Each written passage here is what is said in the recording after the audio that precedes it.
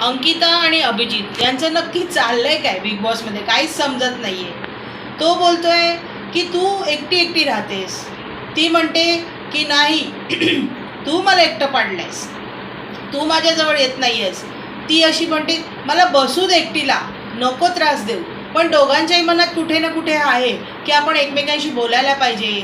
आता शेवटचे दिवस आहेत, एकमेकांबरोबर संवाद साधला गेला पाहिजे, एकमेकांबरोबर थोडं पुढे जायला पाहिजे, परत आपल्या काही सुखदुःखाच्या गोष्टी वाटल्या गेल्या पाहिजेत.